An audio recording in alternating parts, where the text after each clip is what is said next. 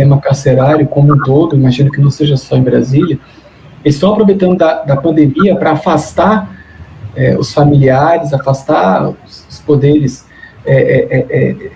que devem regulamentar, que devem controlar deles, e aí está se tendo violação de direitos humanos. Eu acho que é importante sempre fazer uma linha do tempo do que aconteceu com o Rodrigo, para as pessoas que estão aí para entenderem um pouco. A detenção dele, por conta da faixa, o Bolsonaro não precisa nem discorrer muito, que foi não só ilegal, né, político, como ilegal. Depois, na delegacia da Polícia Federal, eles vendo que nada justificava aquela detenção, foi lavrado lá um mal circunstanciado e eles foram liberados. Inclusive, eu cheguei a mostrar para minha mãe foto deles saindo da Polícia Federal. E aí, lá dentro da Polícia Federal, eles procuraram muito, porque não é trivial aquele processo, que é um processo que, inclusive, ele era físico, se não me engano. Então, acharam um processo que é de 2014, de quando o Rodrigo foi a um jogo do Fluminense aqui em Brasília, véspera das eleições, com a bandeira da Dilma, e os policiais não queriam deixar ele ficar com a bandeira da Dilma, e no bate-boca foi parar na delegacia. Isso virou um boletim de ocorrência, que virou um processo, e aí o Rodrigo foi condenado a 7 meses em regime fechado em 2018. Tá? Só que como a pena era irrisória, isso foi remetido para pena alternativa, né? E aí tem uma série de confusões que até hoje eu não entendi, se foi o Rodrigo que tinha que informar o juízo, ou a Defensoria Pública, enfim, ele mudou, não apresentou o endereço, o processo ficou parado na VPENA, que é várias execuções penais alternativas, por mais de 2 anos, e aí, como encontraram ele, que ele tinha se mudado, voltou o processo e continuou lá parado com a pena de 7 meses. E isso virou um mandato. Então, esse mandato ficou lá, estava lá desde 2020 parado. Então, esse delegado achou esse mandato e, por meio desse mandato, deu voz de prisão, ao meu entendimento político, porque não é ofício dele, ele não responderia por prevaricação ou qualquer coisa do tipo, que não é ofício dele, da ordem de prisão de TJDF, né, e essa busca de querer achar alguma coisa, isso já é político. Mas aí então, quando ele foi levado para o complexo da Papuda, deixou de ser político. Deixou de ser político, passou a ser técnico e jurídico. E aí a família começou a tomar as medidas que tinham que ser tomadas, até porque, no entendimento de várias pessoas, mesmo a soma das 2 sentenças, que é a que ele tinha dirigido embriagado com essa, dava um tempo ainda irrisório, e diante do que está acontecendo aqui em Brasília, pelo menos aqui em Brasília, eles estão progredindo muitos casos e mandando para domiciliar por conta do Covid. Né? Por quê? Já era de ofício do Rodrigo ter o direito a sair para trabalhar, porque o regime dele já era semiaberto. Eu sempre comento isso com o meu companheiro, eu falo, cara, ainda bem que isso estava na sentença, porque senão eu acho que a juíza também não ia dar, porque nenhum benefício foi dado a ele, nenhum benefício foi dado ao Rodrigo, nenhum. Todo mundo tem conseguido várias progressões, vários benefícios, e nenhum foi lhe dado, que é de direito, para poder ir e voltar para o trabalho todos os dias. Então, esse horário agora mesmo, ele está lá no CPP, né, que o pessoal chama aqui do galpão, e correndo esse risco de Covid, de ficar lá, um monte de gente, sendo que exatamente a justiça já tem colocado várias pessoas, né, e foi uma recomendação do Ministério Público, ou seja, o órgão acusador, no primeiro dia, no dia 19 de março, ou seja, um dia depois da prisão dele, recomendou para que fosse progredido para domiciliar. E pasme, o processo demorou vários dias até o juiz fazer o documento no dia 31, e o documento só foi subido no sistema no dia 6, e negando o direito dele ir para casa. Então, hoje o Rodrigo continua preso, isso que as pessoas têm que entender, ele não pode dar entrevista, ele não pode Nada, ele tem o direito só de se deslocar para o trabalho e voltar para o trabalho, né? E fim de semana ele vai passar o fim de semana inteiro lá agora de novo. Então ele segue preso, com a sua liberdade cerceada, sem o Estado ter dado qualquer tipo de benefício, e ainda essa situação que a família já sabia, mas a família não sabia o que fazer com essa informação de que o Rodrigo tinha tido seus direitos humanos violados. Não é uma exclusividade do Rodrigo, tá? O Rodrigo conta que várias pessoas estão entrando lá, estão sendo agredidas, estão sendo violentadas, tá? Fisicamente, psicologicamente, né? Então, assim, tem detalhes que nem eu me arrisco a contar aqui. E aí o Rodrigo, essa semana, eu, o advogado, e a Érica, a deputada Érica, sempre orientando ele a gente não estourar isso, porque a ideia era tirar ele dessa situação, levar ele para casa, para ele sair da tutela do Estado, para ele não ter que ficar voltando para a cadeia todo dia. E aí ontem ele se irritou porque o pedido dele de fazer curso, que regrediria, e aí ele poderia ir para casa, foi negado. Enfim, assim, estão negando também o direito dele ler livro, que o livro dá 4 dias para ele, esses 4 dias já fazia diferença nessa remissão para ele poder progredir.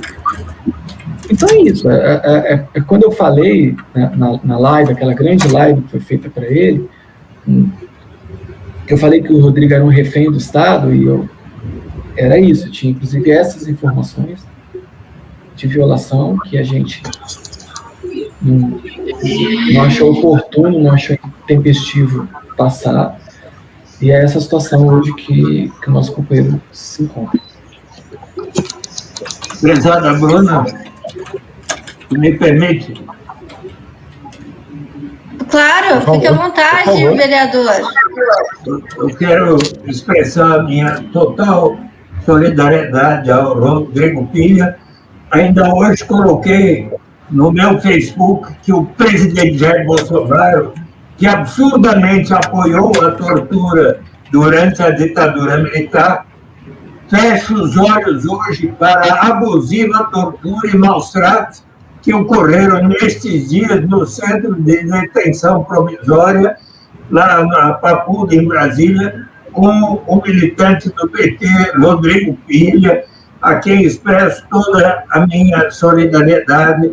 Presidente Bolsonaro já está a par, pelo depoimento que acabamos de ouvir, de como Rodrigo Pilha ali apanhou. Isso fere a Constituição, não se admite tortura e maus tratos a quem quer que seja, e o presidente Bolsonaro já tem conhecimento desse fato e não poderia, senão, libertar imediatamente o Rodrigo Pilha. Prezado Érico Grassi, já há alguma denúncia sobre a tortura a que foi submetido?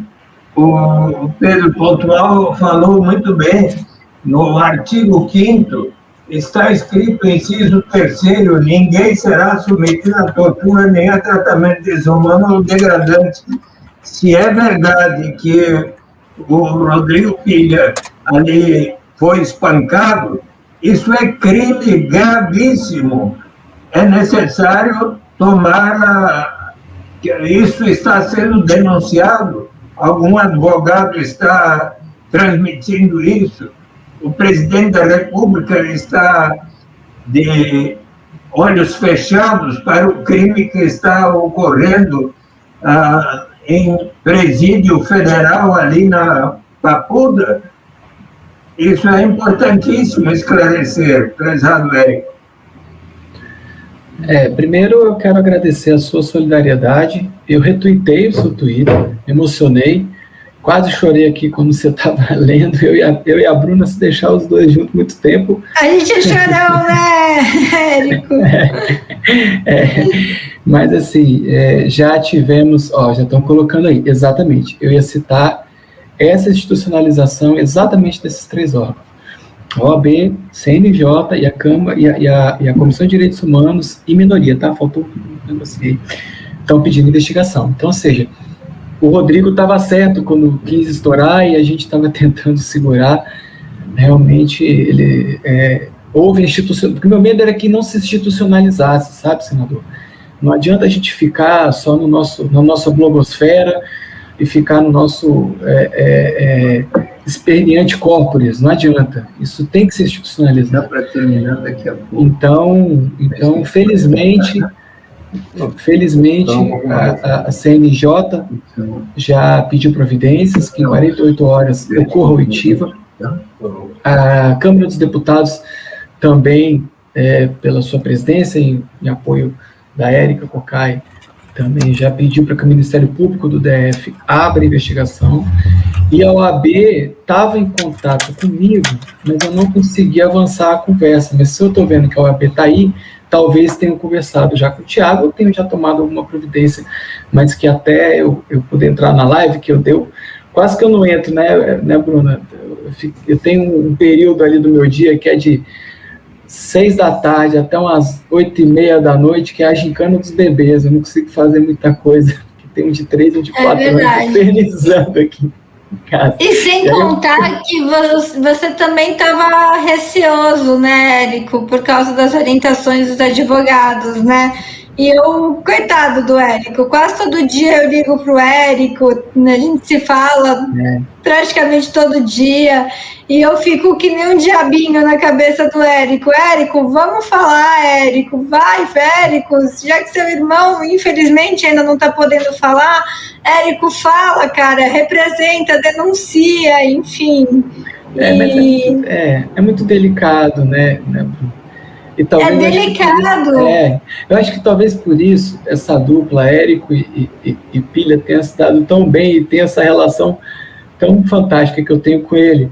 Porque o Pilha é aquilo mesmo. Aquilo que você vê do Pilha não é uma caricatura, não é um personagem. O Pilha, eu falo para todo mundo que talvez das coisas que mais me angustiavam era saber que por ele era para estar denunciando, era para estar para cima. Do jeito que ele fala.